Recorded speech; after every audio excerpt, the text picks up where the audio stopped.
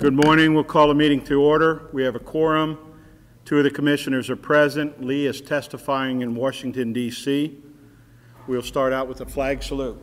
Please stand.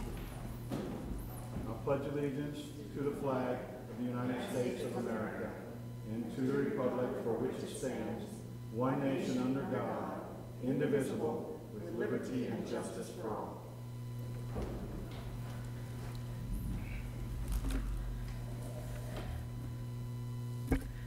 Chair, I would like to move to approve the minutes of February 11th, 2013. I'll second that. The motion has been made and seconded. Are there any corrections, additions, deletions? None. Call for the vote. All in favor say aye. Aye. Aye. Opposed? Minutes are approved. Any public comment? Susan from the Evergreen Playhouse, please come up. I thank the honorary commissioners for allowing me to speak. My name is Suzanne Sincock. I am with Evergreen Playhouse. Councilman Fund had worked really hard with me to try and put together a proclamation for our organization, but due to my lack of computer skills, I could not get the proclamation to her on the computer. Anyway, we are having a special event that I would like to invite you and all of those present to Evergreen Playhouse this coming Saturday. We are honoring our founders. Evergreen Playhouse was started in 1959 by a group of Lewis County citizens, Chehalis and Centralia. Most prominent that you would recognize the name of course, was Philip Wickstrom and Gordon Adelin, and just a lot of wonderful people, Margaret Oliver, Frank, Rosa, anyway. And we know that these members are advancing in age, and so our organization would like to honor them and their families. And so we are having a reception, as I said, this coming Saturday from 6:30 to 7:30. For those of you who don't know much about our organization, we are the second oldest community theater in the state of Washington. The only older one is Olympia Little Theater. So we've been around 54 years, and continuous live productions, all volunteer people. We moved to the present location at 226 West Center in 1973, and they purchased that building, which used to be a church, for $16,350. And over the years, they've renovated, and so we can seat 135 people in our present situation. So that's all. And I wish I could have gotten the proclamation to you, because it would have been very nice to have been presented. But that's why I'm here, to ask you to please attend. And isn't there a play afterwards? Yes, and thank you. Yes, we do. It's the final week of our production of Shakespeare's Midsummer Night's Dream. We have had an excellent turnout for that. The college had been running a Shakespeare theater program also this last 2 weeks, but they've finished theirs and we have 1 week left. So if you're coming, you can attend and see the play afterwards. So thank you. Thank you very much.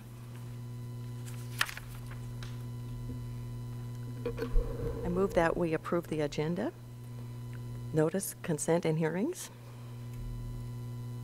And I'll break that out into 3 different parts. Okay. I'll second the notice agenda.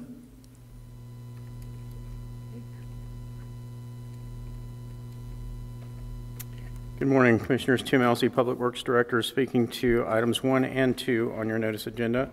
Item 1 is request for proposals regarding groundwater monitoring services at Lewis County Road Central Shop and Mossy Rock Police Station. Proposals are due by 5 p.m. on March 11, 2013 to the Lewis County Public Works Department, and this is resolution number 13-054. As you're aware, we have gone through remedial action on underground storage tanks that were at both of these locations. The remediation has now been completed, but we still have to continue monitoring in accordance with DOE regulations. This is a request for proposals to hire a consultant that will come in and do that monitoring for us in accordance with DOE regulations. Now I'm aware of the one at Central Shop. What's the one at Mossy Rock? The one at Mossy Rock is now at the Mossy Rock Police Station. It's an old county shop that had an underground storage tank. Okay. Speaking to item number 2, a notice regarding the publishing of the Small Works roster and approval of the Public Works Director's approving authority for category changes, and this is resolution number 13-055. As you're aware, every year we publish the Small Works roster, and we open it up for anyone who is interested in getting their company's name on our Small Works roster onto this list. The list is actually open year-round, but in accordance with RCWs, we are required to publish it once a year, noticing that we are asking for applicants to come in and put their names on this list. The Small Works roster is for projects less than $300,000, and what this does, it allows for an expedited RFP or solicitation process, so that if you have projects that are less than $300,000, you can go to companies on the Small Works roster, hire from that using the normal procurement process, but it can be expedited in that you don't have to go out for the formal bidding procedure. Any further discussion? No. Thank you. Then I'll call for the question on the notice agenda. All in favor say aye. Aye. Aye. Opposed? Notice agenda is approved. You don't mind making another motion for the consent? I move that we approve the consent agenda number 3 through number 15. And I will second that. That is resolution number 13056 through 13068.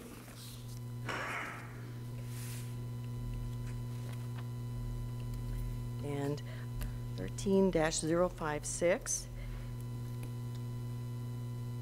is the warrants 663-551, 663-599, 663-639, 664-119-664-164, and 664-389, 664-4411 for a total of 340 regular warrants be approved for a total payment in the amount of $770,000 and $191.23.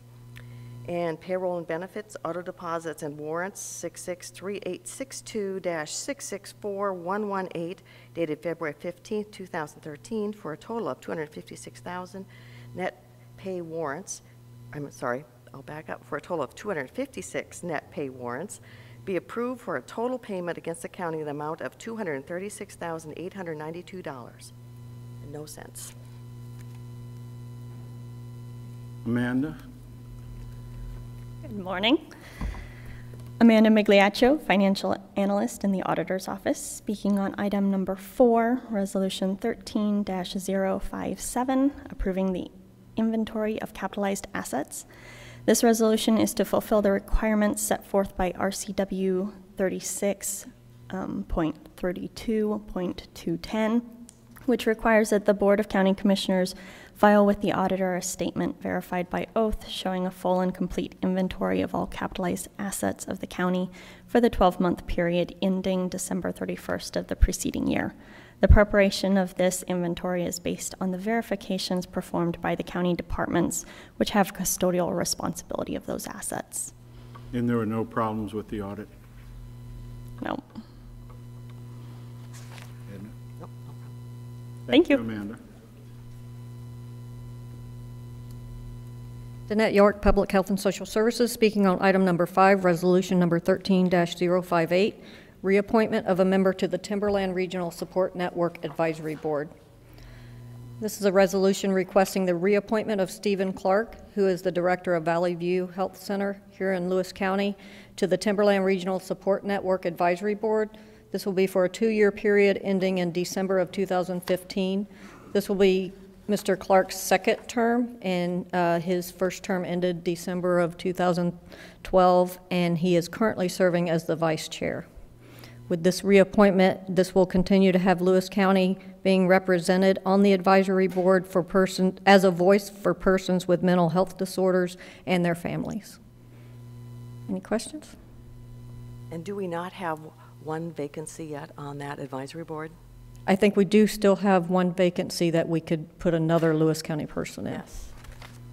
We were just talking this morning about the need to have representation on all of our boards, and sometimes it's difficult to recruit. So we're hoping that by putting it out to the public again, that people with an interest will contact us. Right, and the county liaison, Carolyn Price, makes sure that the Mental Health Coalition and the NAMI board, National Advisory of Mental Association of, so that they all know that we are looking for someone else from Lewis County to serve on that advisory board.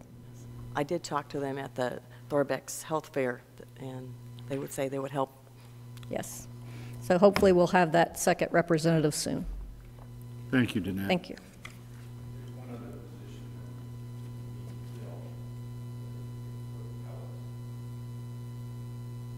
Ron Averill, I sit on the advisory as the governing board for the TRSN. There is a third position that we're allowed, but it's for the Cowlitz tribe, and Danette and I and others have tried for a long time to get them to nominate someone. It's open. All they have to do is nominate, but they've chosen not to to this point. We have the same problem with the Showalters over in Pacific County. Thank you, sir. Archie.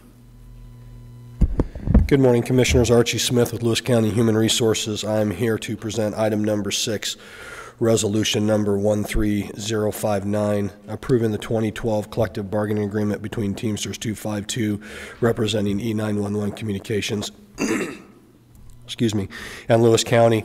This is basically a collective bargaining agreement that is a one-year agreement for the time frame of January 1st, 2012 through December 31st, 2012. This is an expired agreement. Basically, the moment it comes here, we are in current negotiations with that group. Basically, the changes that were made to the contract was clarification of overtime procedures. The union does agree to accept the new payroll languages for the transition to new financial system whenever that occurs. And the health and welfare, they did comply, or they did join or request the standard health care provisions when we changed it back in July 1st of 2012. There is no COLA for the agreement. There is the Me Too clause for 2012, and steps are included. So it's pretty much the standard package that we offered them back in July that they voted down. Is the next 2013 contract going to be ratified soon? Defined soon. Okay. I was just checking. Yes, sir. Mr. Strozek, it looks like you have several here. I do, sir. And we're on the last one. We were just now starting negotiations for the 2013 contract with the communication center, and hopefully it'll go smooth. So, Michael Strozek, Director of Central Services, and I'm speaking on items number 7 through 11 on your agenda today. Item number 7 is resolution number 13-060, approving an interlocal agreement between Lewis County and the City of Chehalis for computer and software maintenance services. This is one of the agreements that I've been bringing forth for the past several months to the board for our IT department to maintain the Spillman system at the various entities that we serve in the communication center. This specific one is for the City of Chehalis. It is a 2-year agreement. This one is a slightly different than the ones you traditionally see that have a $55 hourly rate and stuff. Due to the amount of equipment that the City of Chehalis has, it is beneficial to both parties to set a flat rate. In this case, for 2013, the City of Chehalis will pay to the IT department in Lewis County a rate of $5,940. That rate is derived from a per piece of equipment charge that we have assessed them, and it is standard throughout the industry, and it's, like I mentioned, it's beneficial to both parties. Item number 8 on your agenda is resolution number 13-061, is approving an interlocal agreement between Lewis County and Riverside Fire Authority for computer and software maintenance services. Again, this is a 2-year agreement. with a special clause for a lump sum payment for 2013. That payment is $7,020, and again, that is based upon the per piece of equipment that they have in service. And I should add that those charges will be reviewed at the end of this year with the entities or the agencies and will be adjusted for 2014. Item number 9 on your agenda is resolution number 13-062, is approving an interlocal agreement between Lewis County and Lewis County Fire District number 3, Mossy Rock, for computer and software services. Again, the same agreement, however, this is the standard agreement that has $55 per hour with a $110 minimum annual fee. After hours, it's $80 per hour. The reason they're different is just simply because Mossy Rock only has 2 laptops. And so it's just simpler for the IT department and the agency to do it that way.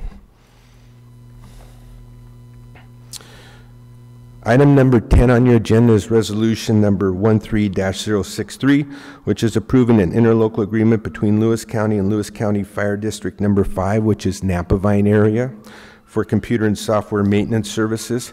Again, it's a 2-year agreement. Due to Napavine's continual growth and stuff, they have entered into a flat fee with us this year. That fee will be $6,540 for computer services. That fee will be readjusted and relooked at for 2014.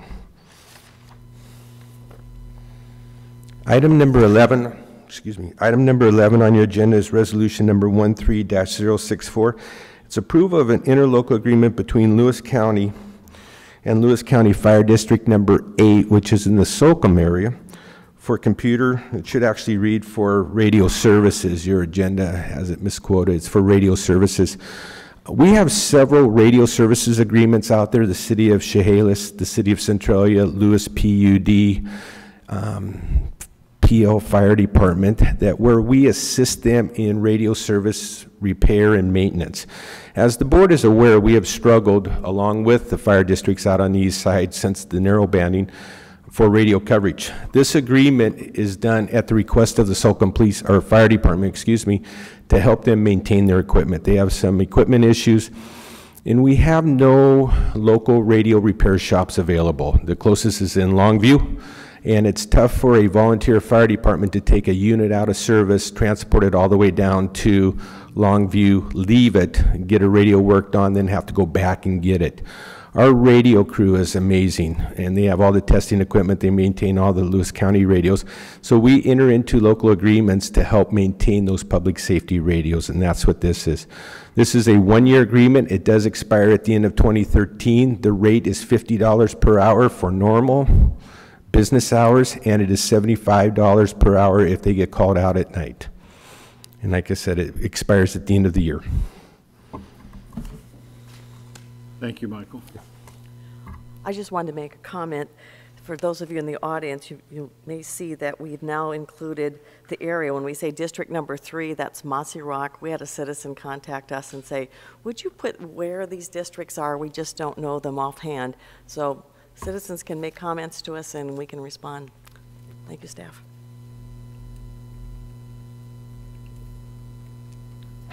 Good morning. Tim Elsey, Public Works Director, speaking to items number 12 through 15 on your consent agenda. Item number 12, resolution number 13-065, authorizing the sale of 1 surplus vehicle to the PL School District. Earlier this year, in resolution 13-030, you declared surplus several vehicles from the Public Works Department or the ER&R.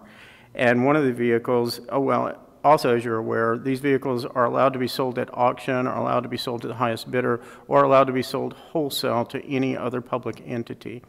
The City of PL had a need for a 2-wheel drive vehicle. We have a 1995 2-wheel drive Ford F-150 with 150,000 miles, with the wholesale price of that being $1,500.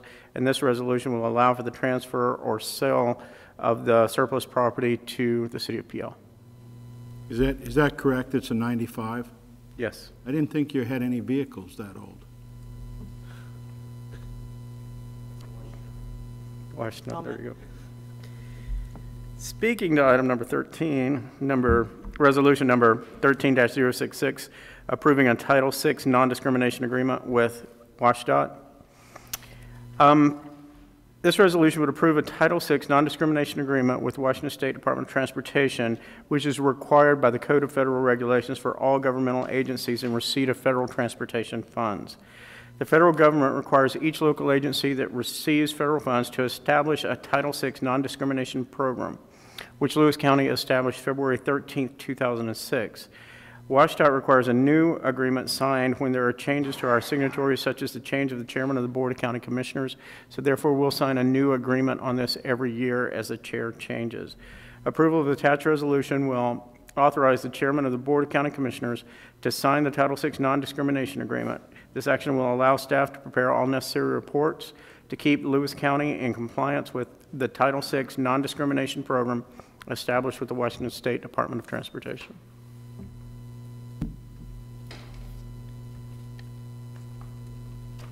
Speaking to item number 14, resolution number 13-067, approving an interlocal agreement between Lewis County Public Works and Cemetery District Number 1 in Winlock.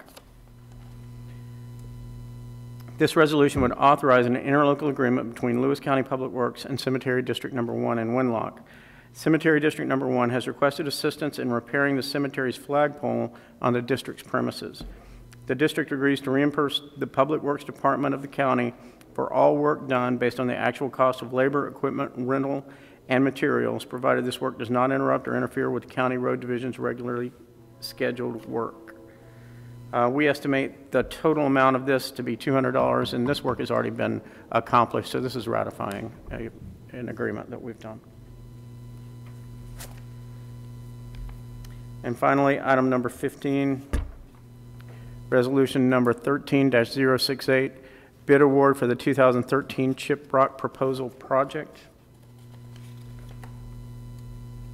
This program is listed as number 1 on Lewis County's 2013 6-year Transportation Improvement Program.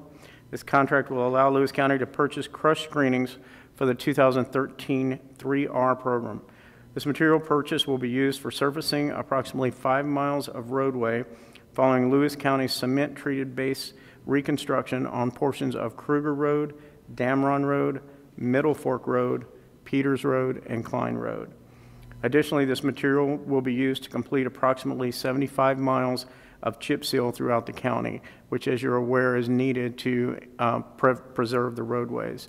We should be on a program for chip sealing each of our roads every 7 years. We're not quite up to that yet, but we're still working to get there. A call for bids was made on January 28, 2013. The project was advertised for 2 consecutive weeks in the East County Journal and the Chronicle. The project was also listed on Lewis County's website. Public Works received 3 responsive bids for this project on February 12, 2013. Sterling Green Crushing, Chehalis, Washington, provided the lowest responsive bid of $179,029.93, and that's the total for Schedules A and B. And to explain that a little bit, we had been asked by local contractors to break up the bidding of our gravel material so that different contractors could have the ability to bid for smaller sections, giving them a better chance to compete with the larger companies. We did not have any small company bid on either Schedule A or Schedule B. We did have 3 companies bid on both schedules and then bid on the 2 together. Sterling Green was the lowest for both Schedule A and Schedule B. And I mentioned before that was for $179,029.93. The engineer's estimate was $160,213.65. The lowest responsive bid is 11.7% over the engineer's estimate. Due to the current bidding climate, limited availability, and production time needed, Public Works staff recommends acceptance of the low bid provided by Sterling Green Crushing. This resolution approval will award this contract to Sterling Green Crushing. Any questions? No further questions, then I will call for the vote. All in favor of the consent agenda, say aye. Aye. Aye. Opposed? Consent agenda is approved.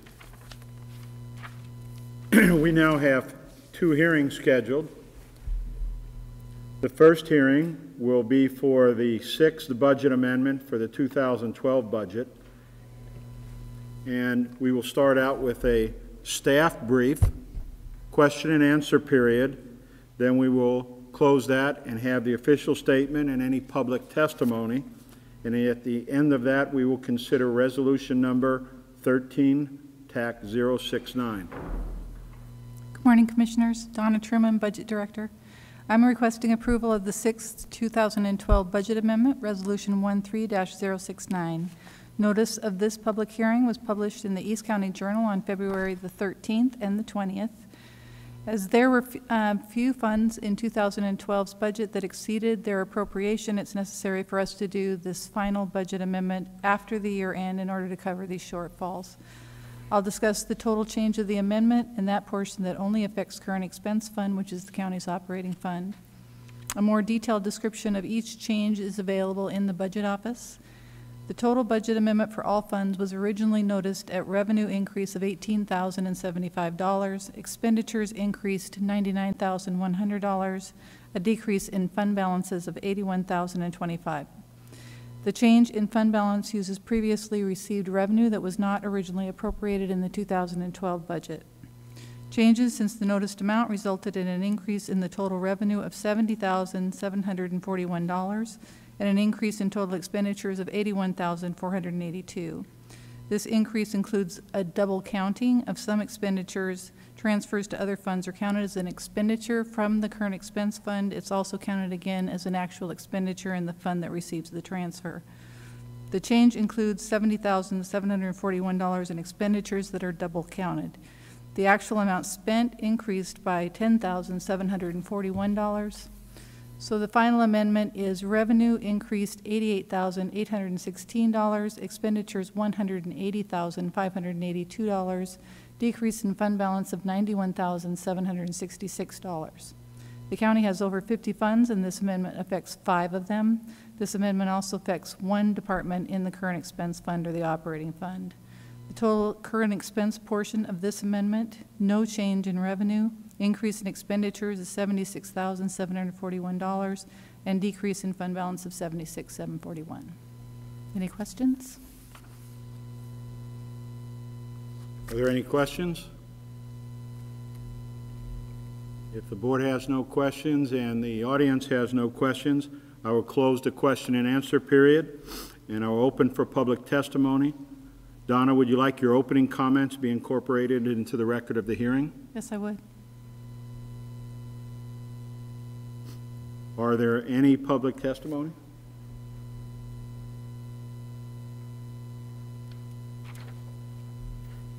And I try to ask this, is this the last budget amendment for 2012? We hope so. We hope so.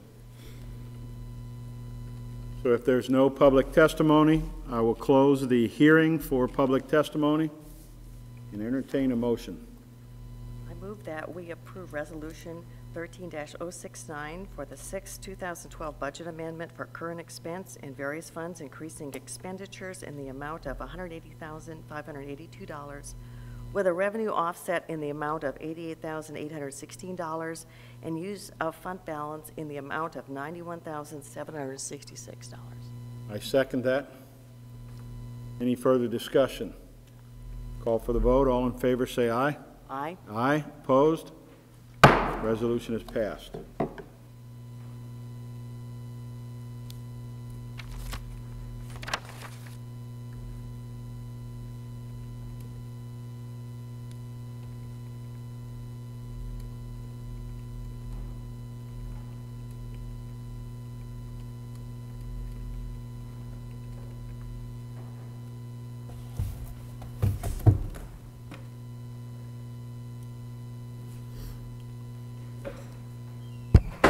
Good morning, Commissioners. Lynn Dietrich, Lewis County Community Development. Can I ask you to hold on just a minute? Lee, you might as well join him at the table.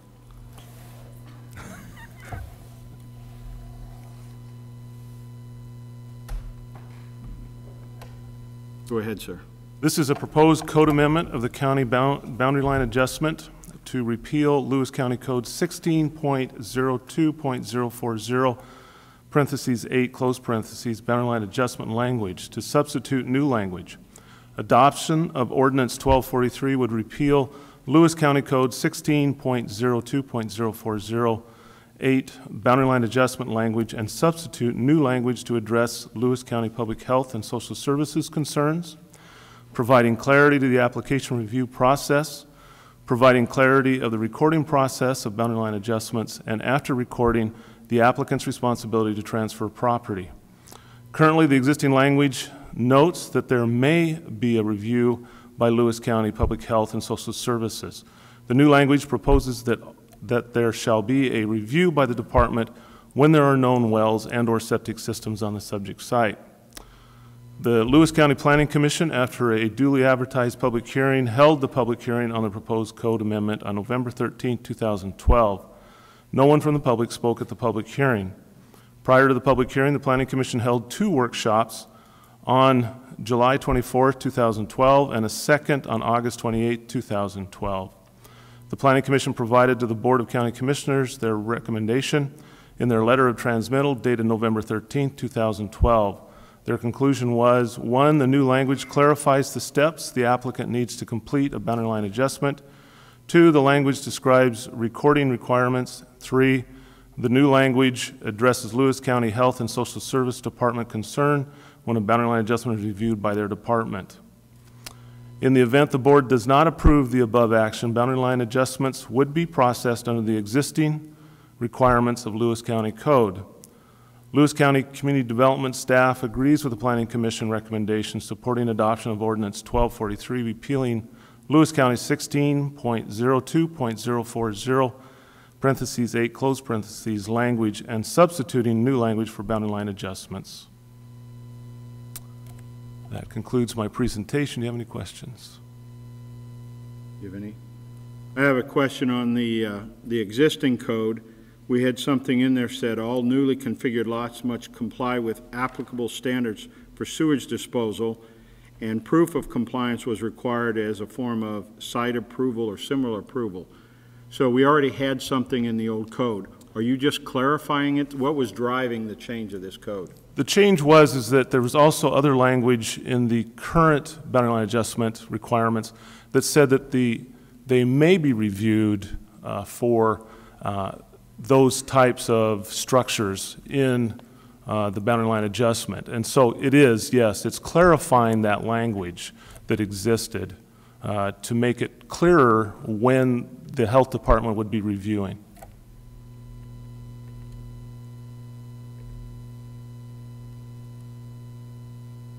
So it wasn't necessarily standard for the health department to review. Is that what I'm hearing you say? Yes. Normally, what would happen is it was left up to many times the planner to determine whether it would be appropriate for them to review. And that, unfortunately, we were not, planning is not necessarily the professional, if you will. We rely heavily on, for example, our Public Works Department to review roads, those kind of things, and our Health Department to review septic, water, those kind of issues. So it was a little awkward. This has been through the Planning Commission, both hearings and workshops? Yes, it has. And how much of community involvement, how much interest was there in this change? At the time of the Planning Commission, there was no one from the public that participated, either through comments in the workshops or even in the public hearing. So there was really none. So this is not so much a response to a problem, it's just cleaning up language? Yes, it is. It's just adding clarity to the boundary line adjustment process. Do you have any other questions? Does the audience have any questions? Mr. Averill? Ron Averill, Greater Centralia area. Lynn, and looking through this, it doesn't appear that there are large changes in here, but you changed the entire language, so I can't see in here specifically what we're doing. But what I saw earlier appeared to be mostly changing from may to shall. That's correct, and you will also note too that near the end of the new proposed ordinance that it calls out what the applicant has to do after they record the document, or after it's recorded. Many times we've found in some of our past history that they thought the boundary line adjustment recording was their approval, and especially when it was two parties involved, two different parties, they wouldn't go and transfer the property. Yeah. So that was another clarity that was in there as well that we tried to address. Good, thank you. Thanks. Are there any other questions? Archie? Just wanted to know if you had any questions. Then I will close the question and answer period.